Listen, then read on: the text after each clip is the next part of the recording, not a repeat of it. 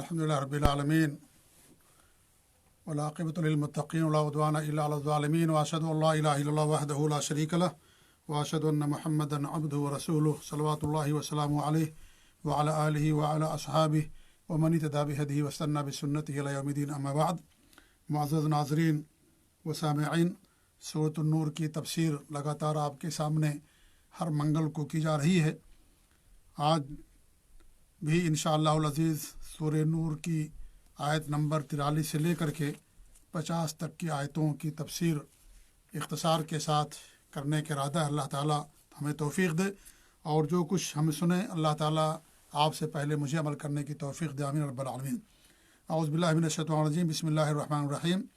الم تر ان اللہ یزجی سحابا ثم یؤلف بینہ ثم یجعلہ رکاما فترى الودق يخرج من خلاله وينزل من السماء من جبال فيها من برد فيصيب به من يشاء ويصرفه عن من يشاء يكاد سنا برقه يذهب بالأبصار۔ اللہ تعالیٰ فرماتا ہے کہ آپ نے نہیں دیکھا کہ اللہ رب العالمین بادلوں کو چلاتا ہے، بادلوں کو آہستہ آہستہ چلاتا ہے، ثم يؤلف بینہ، پھر اللہ تعالیٰ انہیں ملاتا ہے، اس کے ٹکڑوں کو باہم جوڑ دیتا ہے۔ ثم یجعلہ رکاما، پھر اللہ رب العالمین انہیں تہبتے کر دیتا ہے، یعنی سارے ٹکڑوں کو سمیٹ کر کے کثیف ابر بنا دیتا ہے۔ فتر الودق یخرج من خلالہ، پھر آپ دیکھتے ہیں کہ ان کے درمیان میں سے پانی برستا ہے۔ ودق کہتے ہیں بارش کو، یعنی اللہ رب العالمین اپنی قدرتوں کا بیان کر رہا ہے، اظہار کر رہا ہے کہ اللہ رب العالمین کس طریقے سے بارش برساتا ہے۔ وَيُنَزِّلُ مِنَ السَّمَاءِ مِن جِبَالٍ فِيهَا مِن بَرَدٍ، وہی آسمان کی جانب سے اولوں کے پہاڑ میں سے اولے برساتا ہے۔ تو ایک معنی تو یہ کیا گیا ہے کہ آسمان کے اوپر اولے کے پہاڑ ہیں جن سے وہ اولے برساتا ہے، یعنی جو برف باری ہوتی ہے وہ آسمان پر اولے کے پہاڑ ہیں، انہی میں سے اللہ رب العالمین برف کو برساتا ہے یا ژالہ باری ہوتی ہے۔ دوسرا معنی یہ بیان کیا گیا ہے کہ زمین کے پہاڑ بھی ہو سکتے ہیں جو کافی بلند و بالا ہوتے ہیں، جن کی چوٹیوں پر برف جم جاتی ہے، جس کے اثر سے ہوا سرد ہو جاتی ہے اور اولوں کی شکل میں بارش ہونے لگتی ہے۔ بڑے بڑے پہاڑ، کافی اونچی چوٹی والے، تو جو کافی اونچائی پر پہاڑ ہوتے ہیں، چوٹیاں ہوتی ہیں، وہاں پر برف جم جاتی ہے، تو جب ہوا چلتی ہے تو ہوا سرد ہو جاتی ہے اور اولوں کی شکل میں بارش ہونے لگتی۔ دونوں معنی بیان کیا گیا ہے، یا تو زمین پر مراد ہے پہاڑ اولے کے، یا تو اولے کے پہاڑ نہیں لیکن جو بڑے پہاڑ ہیں چوٹیوں پر جم جاتی ہے برف، وہ پگھل کر کے جب ہوا سرد ہوتی ہے تو اولے کی شکل میں بارش ہونے لگتی ہے، یا تو آسمان کے اوپر پہاڑ ہیں اولے کے اور انہی میں سے اللہ رب العالمین نازل فرماتا ہے۔ فیصیب بہ من یشاء، تو اللہ تعالیٰ جنہیں چاہے ان کے اوپر یا ان کے پاس وہ برساتا ہے، وہ یصرفہ عن من یشاء، اور جن سے چاہے ان سے ہٹا دیتا ہے۔ یہاں بھی دو معنی بیان کیا گیا ہے، ایک تو یہ کہ اللہ رب العالمین جس کے ساتھ رحمت چاہتا ہے اس کے ساتھ جو ہے وہاں پر پانی برستا ہے، اور جس کے یہاں اللہ تعالیٰ رحمت نہیں چاہتا ہے وہاں پر بارش نہیں ہوتی ہے۔ ایک معنی تو یہ بیان کیا گیا ہے، اور اس کا دوسرا معنی یہ بیان کیا گیا ہے کہ اللہ رب العالمین اس برف کے عذاب کو جس کو چاہتا ہے دو چار کر دیتا ہے۔ کبھی کبھی برف بھی عذاب بن جاتی ہے، یا بارش بہت زیادہ ہوتی ہے تو بھی عذاب بن جاتی ہے۔ تو اللہ تعالیٰ جس کو چاہتا ہے اس کو بھیج دیتا ہے وہ عذاب، اور جس کو نہیں چاہتا ہے اللہ تعالیٰ اس کو اس سے محفوظ رہتا ہے وہ انسان۔ تو دونوں معنی یہاں پر بیان کیے گئے ہیں۔ ایک معنی یہ کہ اللہ تعالیٰ جس کے چاہتا ہے اس کے لیے بارش برساتا ہے، اور جس کے لیے نہیں چاہتا ہے ان علاقوں میں بارش نہیں ہوتی ہے۔ دوسرا معنی یہ ہے کہ اللہ تعالیٰ یہ جو برف اور بارش بھیجتا ہے یہ جب زیادہ ہو جاتا ہے تو یہ عذاب بن جاتا ہے، تو اللہ جس کو چاہتا ہے اس کو عذاب بھیج دیتا ہے بارش کا اور برف کا عذاب، فصلیں تباہ ہو جاتی ہیں، اور اس طریقے سے انسان کا چلنا پھرنا دوبھر ہو جاتا ہے، یا انسان کی موت بھی ہو جاتی ہے اگر بڑے بڑے پہاڑ کیا ٹکڑے برف کے ہوں۔ عام طور سے انسان کی تو موت نہیں ہوتی، البتہ برف باری سے فصلوں کو ضرور نقصان ہوتا ہے اور آدمی کے آمد و رفت پر بہت فرق پڑ جاتا ہے۔ اور جس کو چاہتا اللہ تعالیٰ اس سے محفوظ کر دیتا. دونوں معنی علماء نے بیان کیا. اللہ فرماتا یکاد ثنا برق ہی اذہب بالابصار، بادل سے نکلنے والی چمک، بجلی کی چمک ایسی ہوتی ہے کہ وہ آنکھوں کی روشنی کو ختم کر دے. یعنی جو بجلی ہوتی ہے اس کی چمک اتنی زیادہ ہوتی ہے کہ اگر انسان اسے دیکھے تو اس کی آنکھ کی روشنی جا سکتی ہے. یہ اللہ تعالیٰ کی قدرت، اور کتنی تیز ہوتی ہے، کتنی تیزی کے ساتھ وہ طے کرتی ہے سفر کو، مسافت کو، کہ انسان اس کا اندازہ نہیں لگا سکتا ہے. تو یہ بھی اللہ رب العالمین کی قدرت کہ بادل ہی سے نکلنے والی جو بجلی ہے اس کی چمک اتنی تیز ہوتی ہے، اتنی طاقتور ہوتی ہے کہ انسان کی نگاہوں کو اور اس کی بصارت کو ختم کر دے اگر کوئی انسان اس وقت اس کو دیکھے. یقلب اللہ اللیل والنہار، اللہ رب العالمین دن اور رات کو رد و بدل کرتا رہتا ہے. یہاں پر دو معنی مراد ہے. ایک تو حصی معنی مراد ہے کہ رد و بدل کا مطلب یہ ہوتا ہے، حصی کا مطلب کہ یعنی اللہ رب العالمین دن میں اجالا تو رات میں جو ہے اندھیرا ہوتا ہے، پھر رات کی تاریکی کو دن کی روشنی سے اللہ تعالیٰ بدل دیتا ہے. اس طریقے سے مواسم کو بدلنا، کبھی جاڑا تو کبھی گرمی تو کبھی برسات، یہ سب کیا ہے؟ یہ ظاہری اور حصی رد و بدل ہے. جی کبھی کبھی ایسا بھی ہوتا ہے کہ دن ہے لیکن سورج چھپ جاتا ہے تو ایسا لگتا ہے رات ہو گئی ہے، اور رات ہوتی ہے لیکن 14ویں کا جب چاند نکلتا ہے تو رات جو ہے دن کا منظر پیش کرنے لگتی ہے، یعنی اتنا اجاڑ رہتا ہے. تو اللہ رب العالمین اس طریقے سے رد و بدل کرتا رہتا ہے، موسم بھی آتے جاتے رہتے ہیں. اور دوسرا معنی یہ ہے کہ یہاں پر معنوی رد و بدل مراد ہے، اور معنوی رد و بدل سے مراد یہ ہے کہ اللہ رب العالمین عزت اور ذلت، بلندی اور پستی، مرض اور صحت، اور اس طریقے سے فقر اور مالداری، یہ سب کیا ہے؟ معنوی رد و بدل ہے. یہ بھی چیزیں دنیا کے اندر جو ہے ہوتی رہتی ہیں. ہمیشہ انسان کے ساتھ ایک ہی چیز نہیں رہتی ہے. کبھی کوئی قوم کے لیے بلندی ہے تو کبھی اس کے لیے پستی ہوتی ہے، کبھی کوئی قوم پست ہوتی ہے تو اللہ تعالیٰ اسے بلندی عطا کر دیتا ہے. تو یہ اللہ تعالیٰ کا ایک نظام ہے، اور اس نظام کے تحت اللہ تعالیٰ دنیا کو چلاتا ہے. تو دونوں یہاں پر معنی مراد ہے، ایک ظاہری رد و بدل اور ایک معنوی رد و بدل، یہ بھی مراد ہے. اللہ تعالیٰ فرماتا ہے وَتِلْكَ الْأَيَّامُ نُدَاوِلُهَا بَيْنَ النَّاسِ، ہم دنوں کو لوگوں کے درمیان ادلتے بدلتے رہتے ہیں.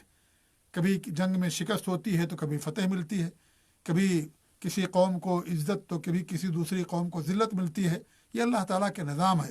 جیسے انسان کے جسم کے ساتھ ہوتا ہے، کبھی انسان بیمار ہوتا ہے تو کبھی انسان صحت مند ہوتا ہے، کبھی انسان فقر و فاقہ کی زندگی گزارتا ہے تو کبھی اللہ تعالیٰ اس کو مالداری دیتا ہے. تو یہ اللہ کا ایک نظام ہے جو حکمت کے تحت کرتا ہے. اس لیے انسان کبھی مایوس نہ ہو، قومیں مایوس نہیں ہونی چاہیے. آج مسلمانوں کے حالات بہت ابتر ہیں، لیکن اللہ تعالیٰ کا نظام ہے، اس کے بہت سارے اسباب ہیں جن کی بنا پر یہ ذلت و رسوائی آج ہمارے لیے بنی ہوئی ہے. لیکن یہ اللہ تعالیٰ کا نظام ہے. انسان خامیوں کو دور کرے، اپنی اصلاح کرے، اللہ پر کامل ایمان لے کر کے آئے، نبی کی اطاعت کرے، اور جو خامیاں ان کو دور کرے، اصلاح کرے. اللہ رب العالمین قوموں کو بدل دیتا ہے، اور عروج اور زوال سب کے ساتھ ہوتا رہتا ہے. اس لیے انسان کو زیادہ مایوس نہیں ہونا چاہیے. ان فی ذلک لعبرۃ للابصار، جو عقل مند لوگ ہیں ان کے لیے اس کے اندر عبرتیں اور نصیحتیں ہیں. اور یہ ساری چیزیں اللہ رب العالمین کے وجود پر، اس کے ایک ہونے پر دلالت کرتی ہیں. دنوں کا آنا اور جانا، عزت اور پستی، ذلت اور رسوائی، اس طریقے سے اور ساری جو چیزیں ہیں، بارش کا اترنا اور جو بھی چیزیں اس سے پہلے اللہ رب العالمین نے بیان فرمائی، ان تمام چیزوں کے اندر انسان کے لیے عبرت اور نصیحت ہے. واللہ خلق کل دابۃ من ماء، اللہ رب العالمین نے چلنے پھرنے والے تمام جانداروں کو پانی سے پیدا کیا. ایک دوسری آیت میں اللہ فرماتا ہے وَجَعَلْنَا مِنَ الْمَاءِ كُلَّ شَيْءٍ حَيٍّ، ہر زندہ چیز کو اللہ رب العالمین نے پانی سے بنایا. ہر زندہ چیز کو اللہ نے کس سے پیدا کیا ہے؟ پانی سے پیدا کیا ہے. تو جتنے بھی جانور ہیں، چوپائے ہیں، سب کو اللہ رب العالمین نے پانی سے پیدا کیا ہے. انسان کی اصل خلقت تو مٹی سے ہوئی ہے، حضرت آدم علیہ السلام کی، لیکن اس کے بعد اللہ رب العالمین نے ہر انسان کو منی کے ذریعے سے نطفے سے پیدا کیا ہے. اگرچہ انسان کی اصل خلقت کیا ہے؟ مٹی سے ہے. جیسے شیطان ہیں، ان کی اصل خلقت جو ہے آگ سے ہوئی ہے، ان کی اصل خلقت آگ سے، لیکن اب ان کی باقاعدہ آپس میں نکاح ہوتے ہیں، شادیاں ہوتی ہیں उनके भी मियाँ और बीवी होते हैं, उनकी भी नस्ल बढ़ती है, तो वो सब आग से फिर नहीं पैदा होते हैं।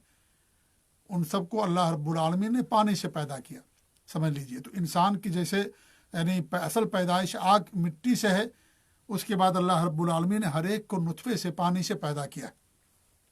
दाब्बा कहते हैं कि क्या नाम है, जो कुल्लु मा यदुब्बु अल अर्ज़, जो भी ज़मीन पर चले उसको दाब्बा कहा जाता है, उसे दाब्बा कहा जाता है। हर चलने वाले जानवर को, ज़ीरूह को दाब्बा कहा जाता है। फ़मिनहुम मन यमशी अला बत्नी, उनमें से कुछ ऐसे हैं जो अपने पेट पर चलते हैं, जैसे सांप है, मछली है, कीड़े मकोड़े हैं, ये सब जो है अपने पेट से रेंगते हैं। और यहाँ मिनहुम कह करके वक़ला की तगलीब के लिए ऐसा किया गया है। हालांकि ये अक्लमंद लोग नहीं हैं, अक्ल वाले नहीं हैं ये जो पेट पर रेंगते हैं, लेकिन चूँकि जो अक्ल वाले लोग जैसे इंसान हैं उनकी कसरत भी है और साथ ही साथ अक्लमंद है वो, तो उनको गालिब करते हुए, उनको गलबा देते हुए कि उन्हीं का असल एतबार है, क्योंकि वही नसीहतें हासिल करते हैं, बाकी ये सारी चीज़ें नसीहतें नहीं हासिल करती हैं। इसलिए अल्लाह रब्बुल आलमीन ने मिनहा के बजाय मिनहुम फरमाया। वमिनहुम मन यमशी अला रिजलैन, और उनमें से कुछ ऐसे हैं जो दो पाँव पर चलते हैं। दो पाँव पर चलने वाले जैसे इंसान हैं और चिड़िया परिंद वगैरह हैं, दो पाँव पे चलते हैं। वमिनहुम मन यमशी अला अरबा, और उनमें से कुछ ऐसे हैं जो चार पाँव पर चलते हैं, जैसे हैवानात और तमाम चौपाए, ये चार पाँव पर चलते हैं। यख़्लुक़ुल्लाहु मा यशा, दुनिया में चार पाँव वालों से भी ज़्यादा मखलूक मौजूद है, तो अल्लाह ने उनका जिक्र इसके अंदर कर दिया कि अल्लाह ताला जिस तरीके से चाहता पैदा करता है। तो ऐसे भी कीड़े मकोड़े हैं, ऐसे भी जानवर हैं जो जिनके बहुत ज़्यादा क्या नाम है पाँव होते हैं। आप देखें, यानी गोजर जिसे हमारे यहाँ कहते हैं, कितने उसके पाँव होते हैं, बहुत सारे ऐसे कीड़े मकोड़े हैं और जो इस तरीके से होते हैं जिनके बहुत ज़्यादा पाँव होते हैं।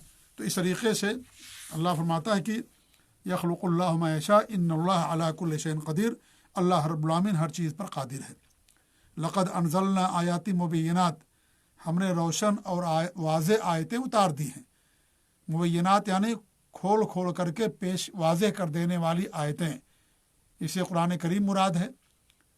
और वो निशानियाँ मुराद हैं जो अल्लाह ताला के वजूद पर दलालत करती हैं, जैसे रात का आना जाना, इंसान की खुद तख्लीक, आसमान, सूरज, चाँद, सितारे, ये सब निशानियाँ हैं जो अल्लाह ताला के वजूद पर दलालत करती हैं।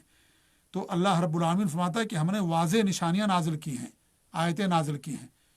कुरान तो है ही है मुराद दाखिल यहाँ पर, लेकिन कुरान के साथ साथ इसमें हदीस भी दाखिल है, क्योंकि हदीस भी वाज़े है, अल्लाह की तरफ से नाजिल करदा है। वल्लाहु यहदी मन यशा, अल्लाह रब्बुल आलमीन जिसको चाहता उसे हिदायत देता है, इला सिराती मुस्तकीम, सीधी राह दिखा देता अल्लाह ताला उसे। जो कोशिश करता है, असबाब अख्तियार करता है, अल्लाह ताला उसे रास्ता दिखाता है। जो असबाब नहीं अख्तियार करेगा, इसका मतलब ये हुआ कि वो हिदायत नहीं चाहता है। अब एक आदमी मालदारी चाहता लेकिन मेहनत ना करे, घर में बैठा रहे, तो जाहिर बात है उसे मालदारी नहीं मिलेगी। अल्लाह ने दुनिया को सबब पर कायम किया है। एक इंसान कहता है कि अल्लाह ताला तो मुझे औलाद दे दे, शादी ही ना करे, तो कहाँ से उसको औलाद आएगी? पहले वो शादी करे, उसके बाद अल्लाह ताला इंशाअल्लाह उसे औलाद देगा। तो असबाब अख्तियार करना ज़रूरी है। तालिब इल्म मेहनत करेगा तब इम्तिहान में कामयाब होगा। वो इम्तिहान में ना बैठे या मेहनत ही ना करे तो कैसे कामयाब होगा? वो नहीं हो सकता। तो असबाब पर दुनिया अल्लाह ने कायम की है, वही मुसब्बिबुल असबाब है, असबाब भी वही पैदा करता है। अल्लाह इंसान से दुआ करे, असबाब अख्तियार करे जो जायज़ असबाब हैं, तो अल्लाह ताला सीधे रास्ते की तरफ इंसान की रहनुमाई करता है। वो यक़ूलून आमन्ना बिल्लाहि व बिर्रसूल, और वो कहते हैं कि हम अल्लाह पर ईमान लाए और रसूल पर ईमान लाए। वो अताअना, और हमने उनकी इताअत की। सुम्म यतवल्ला फ़रीक़ुम मिनहुम मिन बाद ज़ालिक, फिर उनमें से एक फ़रीक़ इसके बाद फिर जाता है, यानी रसूल की इताअत करने से रूगर्दानी अख्तियार करता है, अल्लाह और उसके रसूल की बात को नहीं मानता है। ये बात ना मानने की दो किस्में हैं। एक तो मुकम्मल तौर से ना मानना, मुकम्मल तौर से एराज़ कर देना, तो ये कुफ्र है, खुला हुआ निफाक है। और एक है कि जुज़वी इनकार कर देना।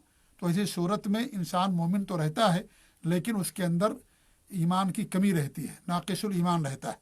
अगर ईमान कामिल होगा तो अल्लाह और उसके रसूल की मुकम्मल इताअत करेगा, पूरी बात मानेगा। لیکن اگر پوری بات نہیں مانتا ہے تو اس کا مطلب اس کے ایمان کے اندر نقص ہے، اس کے ایمان کے اندر کمی ہے۔ اور یہاں اللہ کے ساتھ ساتھ رسول پر بھی ایمان لانا ضروری ہے۔ اگر رسول پر کوئی ایمان نہیں لائے گا، اللہ پر ایمان رکھے تو مسلمان نہیں ہو سکتا ہے۔ اگرچہ اللہ پر سچا ایمان انسان کو رسول پر ایمان کی دعوت دیتا ہے اور اس کی طرف لے جاتا ہے، لیکن ہو سکتا ہے ایسے لوگ ہوں جیسے یہود ہیں، نصارہ ہیں، اللہ پر ایمان کے دعوے دار ہیں وہ، لیکن ہمارے نبی پر ایمان نہیں رکھتے ہیں وہ لوگ۔ تو جو اللہ پر ایمان کا دعویٰ کرے لیکن نبی پر ایمان نہ رکھے، ہمارے نبی پر مسلمان نہیں ہوگا۔ اللہ اور اس کے رسول دونوں پر ایمان لانا ضروری ہے، اور دونوں مستقل ہے۔ اللہ پر ایمان مستقل ہے اور نبی پر ایمان ایک مستقل چیز ہے۔ وما اولئک بالمؤمنین، اور یہ مومن نہیں ہیں۔ کیا ہے یہ لوگ مومن نہیں ہیں، ایمان والے ہیں ہی نہیں لوگ۔ تو یا تو یہ مراد لے لیا جائے یہاں پر جو کلی اعراض کر جاتا ہے، جیسے منافق تھے، وہ ظاہر میں تو مسلمان کہلاتے تھے لیکن دل سے مسلمان ہی نہیں ہوئے، تو وہ مومن ہی نہیں ہیں، وہ تو کافر ہی ہیں، منافق ہیں، جہنم کے سب سے نچلے طبقے کے اندر رہیں گے۔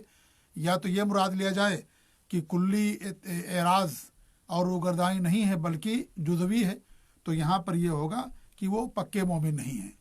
جی ہاں، اگرچہ یہاں پر منافق کے بارے میں بات زیادہ واضح نظر آتی ہے کہ یہاں سے اللہ رب العالمین نے گویا کہ منافقین کا ذکر کیا۔ وَإِذَا دُعُوا إِلَى اللَّهِ وَرَسُولِهِ لِيَحْكُمَ بَيْنَهُمْ إِذَا فَرِيقٌ مِّنْهُمْ مُعْرِضُونَ، جب انہیں اللہ اور اس کے رسول کی طرف بلایا جاتا ہے کہ اللہ کے رسول کے درمیان فیصلہ کر دیں، تو ان میں سے ایک فریق کیا کرتا ہے، منہ موڑنے والا بن جاتا ہے، یعنی اللہ کے رسول کے پاس وہ نہیں آتے فیصلے کے لیے۔ یہاں پر بھی آپ دیکھیں بڑی واضح طور پر اللہ رب العالمین یہاں فرما دیا کہ دیکھیے لیحکما، اللہ نے نہیں فرمایا لیحکما تثنیہ کے ساتھ، اللہ نے نہیں بیان کیا، حالانکہ اللہ اور اس کے رسول دونوں کا ذکر ہوا ہے، لیکن اللہ نے فرمایا لیحکما بینہم۔ تو یہاں پر جو ضمیر ہے مفرد کی وہ ہمارے نبی کی طرف لوٹتی ہے۔ مطلب یہ ہوا کہ اللہ کے رسول فیصلہ کرتے ہیں، کیونکہ اللہ کا فیصلہ کون سنائے گا، اللہ کا فیصلہ دنیا میں کون پہنچائے گا لوگوں تک، اللہ کے حکام کو کون پہنچائے گا، نبی نے پہنچایا۔ تو نبی جو ہے یہ مبلغ ہیں، نبی پہنچانے والے ہیں، نبی کو پہنچایا گیا فرشتوں کے ذریعے سے، جبریل امین کے ذریعے سے اللہ کی وحی، اور پھر نبی نے دنیا تک پہنچا دیا۔ تو نبی کے فیصلے کو ماننا ضروری، نبی کا فیصلہ اللہ کا فیصلہ، نبی کا فیصلہ اللہ کا فیصلہ، نبی کی اطاعت اللہ کی اطاعت، نبی کی نافرمانی اللہ کی نافرمانی۔ اسے اللہ رب العالمین نے فرمایا من یطیع الرسول فقد اطاع اللہ، جس نے رسول کی اطاعت کی اس نے اللہ رب العالمین کی اطاعت کی۔ تو اللہ کے رسول کے فیصلے کو ماننا ضروری ہے۔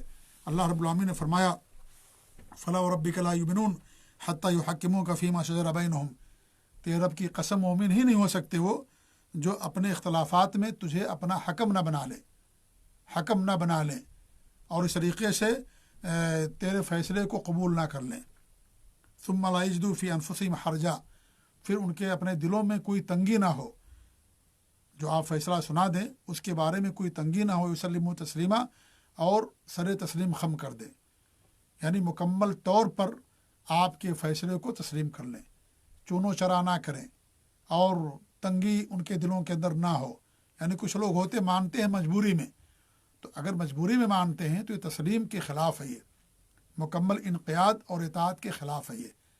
تو اللہ تعالیٰ فرماتا لیحکم بینہم کہ ہمارے نبی صلی اللہ علیہ وسلم ان کے درمیان فیصلہ کریں۔ تو اس لیے اس میں صاف طور پر گویا کہ واضح کر دیا گیا ہے کہ رسول کا فیصلہ اللہ کا فیصلہ ہے، رسول کا حکم اللہ تعالیٰ کا حکم ہے، رسول کی طرف بلائے جانا اللہ تعالیٰ کی طرف بلائے جانا ہے، اور اللہ کے رسول کی بات ماننا اللہ کی بات ماننا ہے۔ اور دوسری بات یہ گویا کہ معلوم ہوئی کہ نبی کے اطاعت کے بغیر ایمان کا دعویٰ باطل ہے، بے معنی ہے، بے فائدہ ہے۔ ایمان کا مطلب ہی اللہ اور اس کے رسول کی اطاعت کرنا۔ اگر کوئی اطاعت کا دعویٰ تو کرتا ہے لیکن عمل نہیں کرتا، نبی کو حکم اور فیصل نہیں مانتا، تو اس کے ایمان کے اندر نقص ہے، دعوے میں کمی ہے۔ تیسری بات یہ بھی معلوم ہوئی کہ یہ معاملہ صرف آپ کی زندگی تک محدود نہیں تھا، آپ کی زندگی کے بعد بھی یہ معاملہ ہے۔ جب آپ زندہ تھے تو لوگ آپ کے پاس آتے تھے، لیکن جب آپ کی وفات ہو گئی تو آپ کی حدیثیں موجود ہیں، آپ کے کا کلام موجود ہے، اللہ کا فرمان قرآن موجود ہے، نبی کی حدیثیں موجود ہیں، سنتیں موجود ہیں، ان کی طرف انسان رجوع کرے گا۔ جیسا کہ اللہ نے فرمایا کہ یا ایھا الذین آمنوا اطیعوا اللہ واطیعوا الرسول واولی الامر منکم فإن تنازعتم فی شیء فردوہ الی اللہ والرسول۔ اللہ کی اطاعت کرو، نبی کی اطاعت کرو، اور جو اولو الامر ہیں یعنی عمرا اور علماء ان کی اطاعت کرو. اور جب تمہارا کسی مسئلے میں اختلاف ہو جائے، معمولی چیز کیوں نہ ہو، تو اسے اللہ اور اس کے رسول کی طرف لوٹا دو. اللہ کی طرف لوٹانے کا مطلب نہیں کہ انسان اللہ کے پاس جائے گا عرش پر. قرآن کی طرف لوٹانا مقصد ہے. نبی کی طرف لوٹانے کا مقصد آپ کی زندگی میں یہ تھا کہ آپ کے پاس آنا. اب آپ کی وفات ہو گئی ہے تو جیسے قرآن کی طرف لوٹایا جائے گا، اسے آپ کی حدیثوں کی طرف لوٹایا جائے گا. اس آیت سے یہ بھی معلوم ہوا، اس جو آیت بھی پڑھی گئی اور یہ بھی آیت کہ اللہ رب العالمین کا کلام جس طریقے سے محفوظ ہے ویسے نبی کی حدیث بھی محفوظ ہے. اسی لیے اللہ رب العالمین نے حکم دیا کہ اللہ اور اس کے رسول کی طرف مسئلے کو لوٹا دو. اگر اللہ کے رسول کی حدیث محفوظ نہ ہوتی تو اللہ رب العالمین گویا کہ ایک ایسی چیز کی طرف لوٹانے کا حکم دے رہا ہے جس کا دنیا میں موجود نہیں ہے. تو اللہ کے رسول کی حدیث بھی محفوظ ہے. جیسے اللہ نے قرآن کو محفوظ کیا حفاظ سے، قراء سے، علماء سے، ایسی حدیثوں کو بھی اللہ نے محدثین سے، علماء سے، جرح و تعدیل کے علماء سے، ان سے محفوظ کیا. تو اللہ فرماتا ہے کہ ایک فریق کیا کرتا ہے، اس سے اعراض کرتا ہے. جیسے اللہ نے دوسرے کے فرمایا وَإِذَا قِيلَ لَهُمْ تَعَالَوْا إِلَىٰ مَا أَنزَلَ اللَّهُ، جب ان سے کہا جاتا ہے کہ جو اللہ نے نازل کیا ہے اس کی طرف آؤ، وَإِلَى الرَّسُولِ، اور رسول کے پاس آؤ، رَأَيْتَ الْمُنَافِقِينَ يَصُدُّونَ عَنْكَ صُدُودًا، تو آپ دیکھیں گے کہ منافق آپ سے بھاگتے ہیں. تو جب نبی کے فیصلے کرنے کی بات آتی ہے، نبی کی بات ماننے کی بات آتی ہے، تو ایک فریق اعراض کرتا ہے. اس سے معلوم ہوا کہ نبی کی بات نہ ماننا یہ منافق صفت انسان جو ہوگا وہی ایسا کرے گا جو اللہ کے رسول کی بات کو نہ مانے یا اللہ کے رسول کی باتوں کا انکار کر دے. پھر اللہ فرماتا ہے وَإِن يَكُن لَّهُمُ الْحَقُّ يَأْتُوا إِلَيْهِ مُذْعِنِينَ، ہاں اگر ایسا ہو کہ حق ان کے ساتھ ہو، کیا ہو، اگر حق ان کے ساتھ ہو تو خوشی خوشی آپ کی طرف چلے آئیں گے. یعنی اگر کوئی ایسا مسئلہ ہے، کوئی ایسا مقدمہ ہے جس میں وہ حق پر ہیں، ان پر ظلم کیا گیا ہے، تو نبی کے پاس آتے تھے، کیونکہ جانتے تھے کہ نبی کی عدالت میں کسی پر ظلم نہیں ہوگا. چونکہ ہم حق پر ہیں، میرے اوپر ظلم کیا گیا ہے، تو پھر کیا کرتے تھے، نبی کے پاس آتے تھے. اللہ کے رسول کی محبت میں نہیں بلکہ اپنی خواہشات کی بنا پر کہ چونکہ ہم حق پر ہیں، میرا معاملہ صحیح ہے، میرے اوپر ظلم کیا گیا، اس لیے آتے تھے. یہ نہیں کہ اللہ کے رسول برحق ہیں، آپ کا فیصلے کو تسلیم کرتے ہوئے نہیں، بلکہ اپنے فائدے کے لیے، خواہشات نفسانی کے لیے اس طریقے سے کرتے تھے وہ لوگ. لیکن جب وہ ظالم ہوتے تھے اور وہ حق بجانب نہیں ہوتے تھے تو پھر ہمارے نبی کے پاس آنے سے کتراتے تھے، کیونکہ نبی کی عدالت میں فیصلہ ہوتا تھا عدل کی بنا پر، حق کی بنیاد پر. اللہ کے رسول نے اپنی بیٹی فاطمہ سے کہا کہ اگر میری بیٹی فاطمہ بھی چوری کر لے گی تو میں اس کے ہاتھ کاٹ لوں گا. تو اس طریقے سے جب ان کو یہ ہوتا تھا کہ میرے اوپر ظلم کیا گیا تو نبی کے پاس دوڑ کر کے آتے تھے، اور جب وہ کسی پر ظلم کرتے تھے تو نبی کے پاس نہیں بلکہ کاہنوں کے پاس اور دیگر لوگوں کے پاس اپنے فیصلے مقدمات لے کر کے جایا کرتے تھے. تو اس میں بات معلوم ہوتی ہے کہ اگر آج بھی انسان اللہ کے رسول کی بات وہی مانے گا جو اس کے نفسانی خواہشات کے مطابق ہوگا، یا اس کی عقل کے مطابق ہوگا، یا اس کے مزاج اور سوچ کے مطابق ہوگا، یہ تو منافقوں کی صفت ہوگی. گویا کہ منافق بھی اسی کرتے تھے، اپنے نفسانی خواہشات کے مطابق آتے تھے نبی کے پاس، اور جب ان کے خلاف ہوتا تھا تو نہیں آتے تھے. تو اگر آج کا مسلمان بھی یہی کرتا ہے کہ جو اس کے عقل کے مطابق ہے، اس کے اپنی رائے کے مطابق ہے، اس کے اپنی خواہش کے مطابق ہے، وہی حدیث لیتا ہے اور باقی حدیثوں کو چھوڑ دیتا ہے، تو یہی حرکت ہوگی جو منافق کیا کرتے تھے. نعوذ باللہ من ذالک. افی قلوبہم مرض، کیا ان کے دلوں کے اندر جو ہے بیماری ہے، یعنی نفاق کی بیماری ہے. ام ارتابوا، یہ لوگ شک اور شبہے میں پڑے ہوئے ہیں. ام یخافون ان یحیف اللہ علیہم ورسولہ، یا انہیں اس بات کا ڈر ہے کہ اللہ اور اس کے رسول ان کے ساتھ ظلم کریں گے، نعوذ باللہ حق تلفی کریں گے، انہیں ان کا حق نہیں دیں گے. 3 باتیں اللہ نے بیان کی ہیں. ایک تو یہ کہ یہ انسان ایسا وہی کرے گا جس کے دل کے اندر نفاق ہوگا. نمبر 2، اس کے اندر شک اور شبہ ہوگا، شک ہوگا کہ آپ نبی ہیں کہ نہیں نبی ہیں، آپ کا فیصلہ درست ہے کہ نہیں درست ہے، آپ کا فیصلہ حق پر ہے کہ نہیں ہے، آخرت واقع ہوگی کہ نہیں ہوگی، قیامت قائم ہوگی کہ نہیں ہوگی، اللہ تعالیٰ موجود بھی ہے کہ نہیں موجود ہے. تو یہ جو شک والی بات ہے، یہ ان کے جو اس کے اندر ہوگا وہ اس طریقے کا کام کرے گا. ام یخافون ان یحیف اللہ علیہم ورسولہ، یا انہیں یہ خوف ہوگا کہ اللہ اور اس کے رسول حق تلفی کریں گے، یعنی عدل کے ساتھ انصاف نہیں کریں گے. نعوذ باللہ من ذالک. اللہ تعالیٰ سے بڑھ کر عدل کرنے والا کون ہے؟ اللہ نے عدل ہی کے ساتھ دنیا قائم کی. عدل کی بنا پر اللہ رب العالمین نے کتابیں اتاری، دنیا میں لوگوں کی ہدایت کے لیے انبیاء اور رسول بھیجے، تو اللہ سے بڑھ کر عدل کرنے والا کون ہے؟ اللہ سب سے بڑھ کر عدل کرنے والا۔ تو اس طریقے سے اور نبی صلی اللہ علیہ وسلم سے بڑھ کر کے کون عدل کرنے والا ہو سکتا ہے؟ جی ہاں، تو اس لیے حقیقت یہ ہے کہ یہ لوگ خود ظالم ہیں۔ اسے اللہ فرماتا ہے بل اولئک هم الظالمون، بلکہ یہ لوگ خود ظالم ہیں، خود یہ بڑے ظالم ہیں، خود یہ ظلم کرتے ہیں۔ جب ان کی اپنی بات ہوتی تو آتے نبی کے پاس، اور جب ان کی اپنی بات نہیں ہوتی ہے تو اس طریقے سے وہ نبی کے پاس نہیں آتے ہیں۔ تو یہ یہاں پر گویا کہ اللہ رب العالمین نے منافقین کے بارے میں بیان کیا ہے آخر کی 2-3 آیتوں کے اندر۔ اللہ تعالیٰ سے دعا ہے کہ اللہ رب العالمین ہمیں ایمان پر قائم رکھے، نبی کی اطاعت کرنے کی اللہ تعالیٰ ہم سب کو کامل طور پر توفیق دے، آمین۔ وصلی اللہ علی نبینا محمد وعلی آلہ وصحبہ اجمعین، وجزاکم اللہ خیر، السلام علیکم ورحمۃ اللہ وبرکاتہ۔